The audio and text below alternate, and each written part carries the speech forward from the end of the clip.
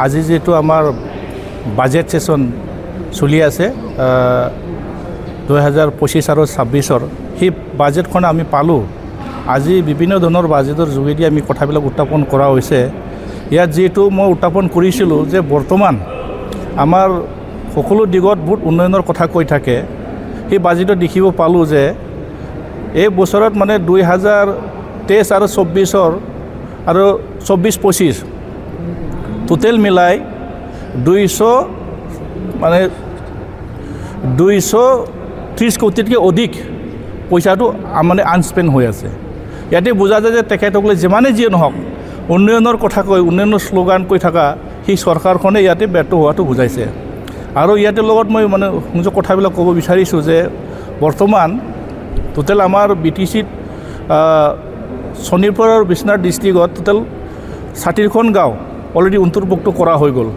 সেই 60খন গাঁওটো অন্তৰ্ভুক্ত কৰাৰ পিছতো এই 60খন গাঁৱৰ উন্নয়নৰ দিগত এটাও বাজেট ধৰা নহ'ল। কাৰণ ইয়াত উল্লেখ কৰা হৈছে যে টোটেল 420টা BCDCৰ কথাই উল্লেখ কৰা হৈ আছে।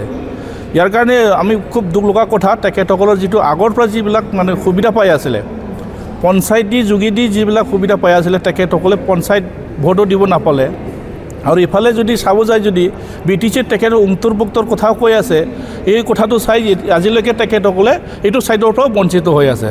ইয়াতে বুজা যায় যে তেখেতসকলে চাৰি মানে পালৰ পৰা বঞ্চিত হোৱাটো তেখেতসকলে হৈ আছে। ইয়াৰ কাৰণে সেই চৰকাৰৰ বাজেটত যিটো আমি যেনেকুৱা ধৰণৰ আশা কৰিছিলোঁ, আমি ঠিক তেনেকুৱা ধৰণৰ আশা আমি দেখিব নাপালোঁ। আৰু ইয়াত আৰু মই উল্লেখ কৰিছিলোঁ যে আমাৰ তেখেতসকলে যিটো বৰ্তমান চৰকাৰখনে সাংবাদিকসকলৰ কাৰণে বিভিন্ন ধৰণৰ সা সুবিধাৰ কথাবিলাক কৈ আছিলে, কিন্তু আজি দেখিলোঁ মই চিফ মহোদয়ৰ ওচৰত কথাটো উত্থাপন কৰিলোঁ যে ছিনিয়ৰ যিবিলাক জাৰ্ণালিষ্ট মানে প্ৰত্যেক বছৰে পাঁচজনকৈ মানে 60 বছৰ অধিক যিবিলাক ছিনিয়ৰ জাৰ্ণালিষ্ট তেখেতসকলক মানে সাহায্য দিয়াৰ কথা আছিলে, ইয়াতো তেখেতসকলে বাজেটত উল্লেখ কৰাটো আমি দেখিবলৈ নাপালোঁ। আৰু এনেকুৱা ধৰণৰ 10 কোটি টকা যিটো প্ৰত্যেক তেখেতসকলে মানে জাৰ্ণালিষ্টসকলৰ কাৰণে মানে ডিষ্ট্ৰিক্ট হেডকোৱাৰ্টাৰত বা মানে আমাৰ এই BTC হেডকোৱাৰ্টাৰত যে জাৰ্ণালিষ্টসকলৰ কাৰণে কলনী হেডকোৱাৰ্টাৰ বনোৱাৰ কথা আছিলে, সি মানে এইটোও মই দেখিবলৈ নাপালোঁ। মানে তাৰপিছত জাৰ্ণালিষ্টসকলৰ কাৰণে ইঞ্চুৰেঞ্চৰ কথাও ইয়াত মানে উল্লেখ কৰা হৈছিলে। সম্পূৰ্ণভাৱে তেখেতসকলৰ মাত্ৰ কথা দি ফুল জাৰি মাৰি এই 5 বছৰৰ যিটো বাজেট অলৰেডি এইটো লাষ্ট বাজেট, সেই লাষ্ট বাজেটৰ উল্লেখ কৰাটো দেখিব নাপালোঁ। ইয়াৰ কাৰণে খুব দুখ লগা কথা। ইয়াৰ কাৰণে সেই বাজেটখন আমাৰ কাৰণে যিমান গ্ৰহণযোগ্য আছিলে ঠিক তেনেকুৱা ধৰণৰ সেই বাজেটখন আমি দেখিবলৈ নাপালোঁ। আৰু কথাটো হ'ল যিবিলাক মানে শান্তি চুক্তিৰ কথাবিলাক কৈ থাকে, সকলোৱে জানে সেই BTR চুক্তিটো কাৰ যোগেদি হৈ আছে। যিবিলাক মানে প্ৰাক্তন NDB সকলৰ কাৰণে ৰিহেবিলিটেশ্যনৰ কথা আছিলে, আজি দেখিব পালোঁ যে আজি ডেটত প্ৰাক্তন NDB সকলৰ কাৰণে ইয়াত কোনো এটা আমি মানে ৰিহেবিলিটেশ্যনৰ কাৰণে বাজেট মানে দিয়াটো দেখিবলৈ নাপালোঁ। ইয়াৰ কাৰণে দুখ পাইছোঁ যে ইমান কষ্ট সংগ্ৰাম কৰাৰ পিছত শান্তি চুক্তিৰ নামত আশাখিনি আজিলৈকে তেখেতসকলে ৰিহেবিলিটেশ্যন কিছুমানে নাপালে।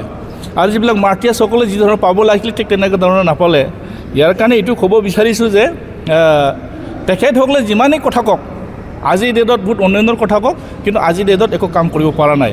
বৰ্তমান আমাৰ NDB সকলৰ যিবিলাক সা সুবিধা দিয়াৰ কথা কৈ আছিলে, কিছুমানে আজিলৈকে 5 লাখ টকা 4 লাখ টকাকৈ যিবিলাক মানে গ্ৰেনি এড পাব লগা আছিলে, কিছুমানে নাপালে, কিছুমানে পালে। আৰু যিবিলাক আধৰুৱা হৈ আছে তেখেতৰ কিবা এটা ব্যৱস্থা ল'ব লাগিছিলে, সেই বাজেটত আমি দেখিবলৈ নাপালোঁ। ইয়াৰ কাৰণে আপোনালোকৰ মিডিয়াৰ যোগেদি মই অনুৰোধ কৰিব বিচাৰিম, ৰাইজে ইয়াত মানে বিবেচনা কৰিব লাগে। ৰাইজে ইয়াৰ ওপৰত বিবেচনা কৰিব লাগে, সেই চৰকাৰখনে সঁচাকৈ সফল কাম কৰিব পাৰিছে না ব্যৰ্থ তেখেতসকলে কাম কৰিছে। ইয়াৰ কাৰণে মই এইটো কথাটো ক'ব বিচাৰিম যে বিভিন্ন দিশত বহুত উন্নয়নৰ কথা কয়, এই কথাবিলাক আজিলৈকে একো কাম কৰিব পৰা নাই। আৰু মই এটা উত্থাপন কৰিছিলোঁ যে আমাৰ ধনশিৰি ডিভিজন ফৰেষ্টৰ আণ্ডাৰত যিমান বাল্লু পাটৰ অলৰেডি আমাৰ মানে বন্ধ হৈ আছে, সম্পূৰ্ণভাৱে আমাৰ মহলবিলাক বন্ধ হৈ আছে, সেই কথাটো মই উত্থাপন কৰিছিলোঁ।